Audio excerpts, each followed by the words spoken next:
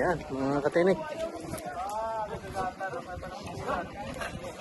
Ayan na, yun oh, nakaisa na si Dudong. Oh!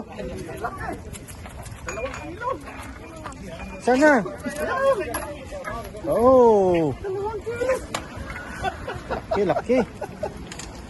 Nice, dito mo nalagay oh. Kasi patay muna natin. Hingin nito eh. Oh, laki ng kay ano oh. Kay Dudong oh. Ayun oh, lalaki Brad, sige. Wala na tayong Ermi. Oh.